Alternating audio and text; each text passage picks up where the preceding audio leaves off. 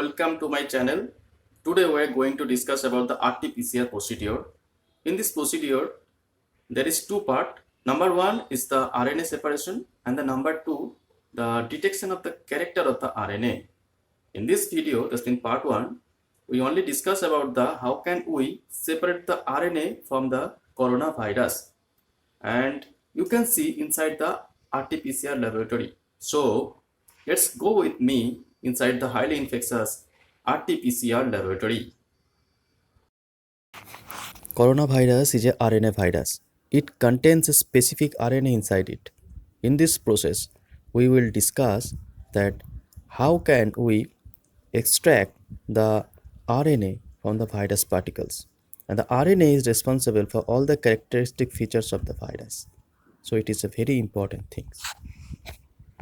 Nasopharyngeal and oropharyngeal swab sticks should be immersed inside the VTM or viral transport media.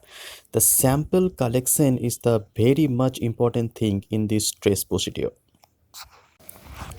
This is inside the biological laboratory and it is a highly infectious zone, and the sanitization should be done after every day by fumigation or the UV sanitization. And this is the pass box. Through this box we can transport the reagent from outside to inside, and all the machineries should be sanitized as per protocol. PPE or personal protective equipment is must for entering inside the laboratory. After entering the laboratory, you have to at first on the laminar flow, and every biological work should done inside the negative pressure laminar flow.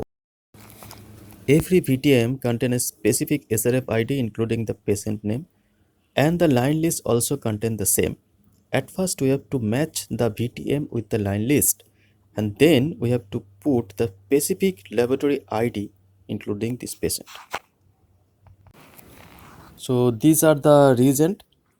At first this is the wash on reagent, and ethanol should add externally for make this as working reagent, and this is the elution buffer solution, and this is proteinase K enzyme, and this is the magnetic beads, and this is once again the rinse free wash or the elution buffer. This is the sample or reagent plate. It contains the 96 wells or cuvette. 94 is for the sampling, and the 2 plus 2 is for the positive and negative control. This is the wash one reagent, and we have to add the adequate amount, that means 225 ml of the ethanol externally to make this reagent working reagent. And then we have to take a fresh plate, and the mark is as the wash one plate, and we have to add the 500 microliter of the wash one in the each wall or each cuvette in the wash one plate.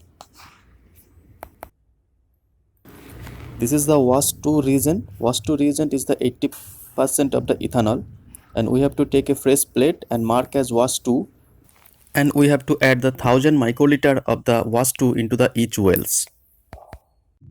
Similarly, we have to take another plate as and mark as the elution plate, and we have to add the 50 microliter of the elution buffer solution into the each wells or the each cuvette of the elution plate. This is the magnetic bead reagent, and it has a very important role in this test procedure. Before adding the magnetic bead, it should be shake very well and mix very well. We mix is at 300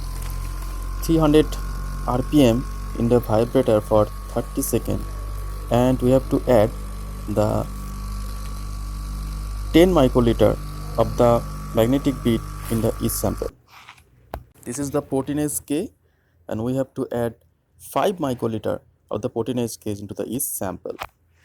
We have to prepare a worksheet, and we have to add the 200 microliter of the sample directly from the VTM to the each wells of the sample plate, and the precautions should be taken very carefully in this stage, because in this stage the chance of the infection and the contamination is very high.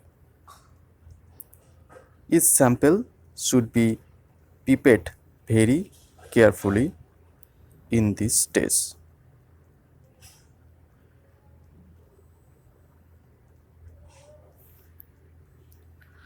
The test is performing inside the laminar flow. Laminar flow is negative pressure, so the risk is very low. After adding the sample, we have to add adequate amount, that means 180 microliter of the sample into the each wells, excluding the positive and the negative control.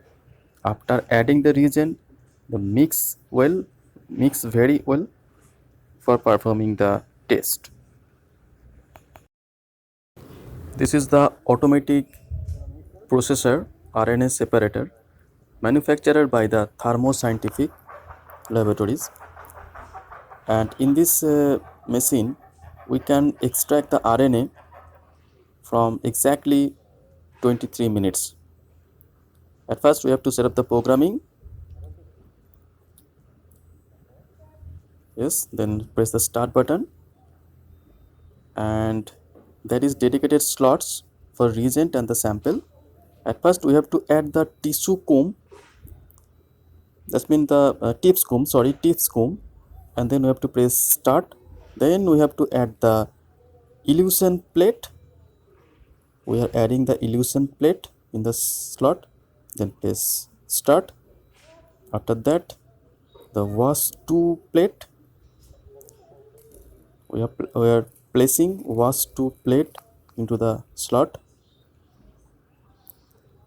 and then the wash 1 plate, is placing. The machine will guide you, and you have to follow the guideline. After that, we have to add the sample plate. This sample and the reagent are mixed well before placing, and then cover the machine, and then it will start automatically. Then taking tips combs, and then it's placing in the sample plate, and it is vibrating. There is the total 3-4 step for complete the test.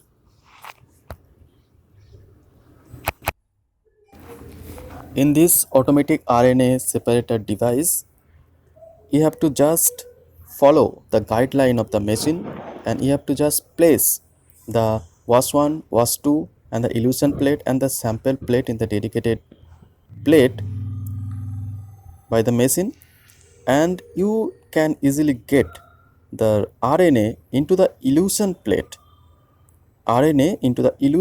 exactly after 23 minutes.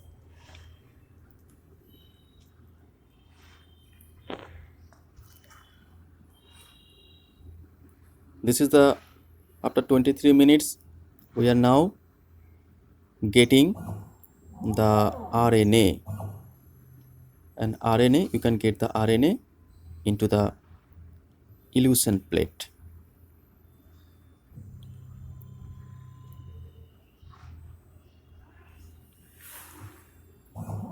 This is the end the process